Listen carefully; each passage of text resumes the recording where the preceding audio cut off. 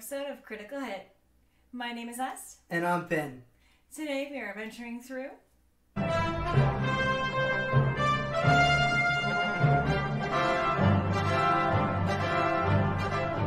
This movie is supposed to be Indy's last outing as our fedora-wearing hero. And the story takes place of finding this magical MacGuffin, the Dial of Destiny, or we find out later, the Antikythera, created by Archimedes in ancient Greece. The movie starts with a de-aged Indiana Jones, and it's probably the best CGI used to de-age a person in cinema.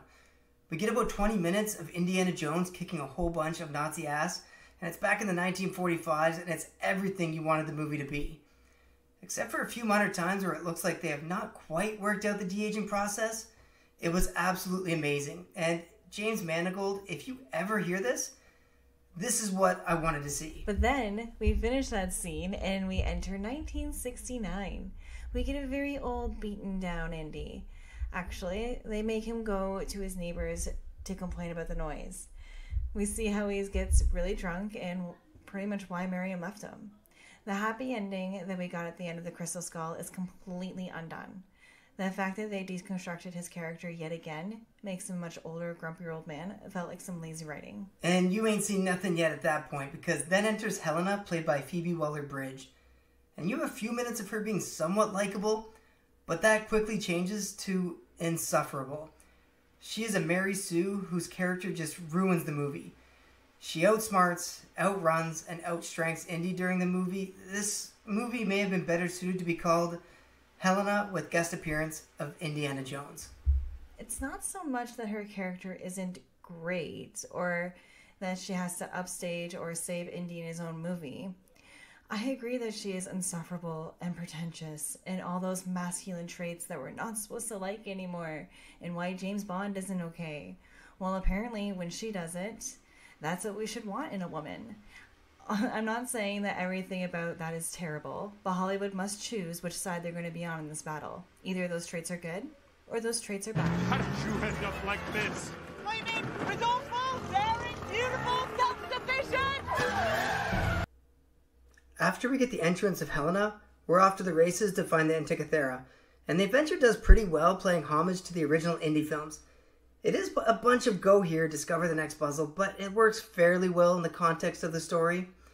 There is a chase scene in Morocco that was pretty dull, and there's a dive scene where the CGI was just god-awful. I don't even know why they included it. They should have just let that scene out, because there was such good CGI in the movie, and that one scene just takes you out of it. When we do reach the Dial of Destiny, it turns out that it's not a MacGuffin, and to be honest, I like it that way. I like the way that they handled it and the creation of what it actually meant. It was a distress beacon, and it only predicts time fissures, and to bring you back to the siege of Syracuse. It was actually Archimedes asking for help from the future. It was done believably as any other Indy film. Yeah, my disappointment from that scene is that they revisited a character arc for Indy from the end of The Lost Crusade. His father taught him a lesson, except instead of him passing that on to Helena for wisdom, she does it again to Indy. Or at least the same theme of a lesson. They couldn't even have Indy teach her something that was in a previous film. Nope, she had to teach him again. I cannot stress enough that her character is what turns this film from being okay into terrible. I can't hold on. I can get it. I can almost reach it, Dad. Indiana? Indiana? Let it go.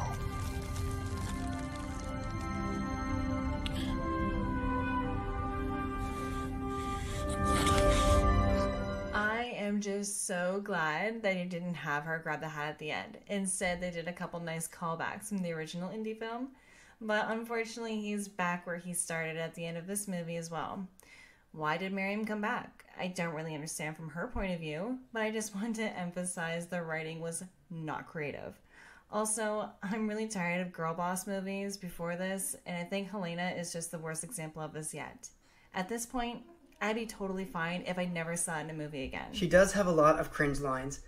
Her giving Indy a morality lecture when she is one of the most awful characters. Stealing, cheating, lying, and yeah, I guess Indy's the bad guy.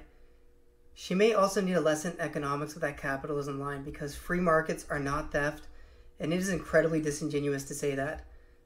I guess there is one positive though, and that she kind of redeems herself after the introduction of Indy as a strong male role model. It reinforces the belief that you need that in your life, but this small character arc felt very flawed and did not make me like her more. Too little, too late. It was forced. I didn't like it, and I didn't like her. But I did love Mads Mikkelsen as the bad guy. He sold it, and I wanted him to lose. Yeah, definitely. He did a really good job to bring back those Nazi bad guys from the originals. I don't think he did enough to save the movie, though. So that's our review, guys. And for this one, I would rate it somewhere between a 1 or 2 star out of 5. If it wasn't for the original 20 minutes, which is awesome, I would say this movie was a complete write-off. I actually left the theater wishing I didn't go and just leaving Indy the way I remembered him from my childhood. Yeah, but now you get to see the new Barbie movie with me. And more of my life is wasted. Well, that's all I got, guys. Do you have anything else? No, nothing. Let us know if you've seen the movie and give us your thoughts in the comments. But we'll see you in the next video. Bye, guys.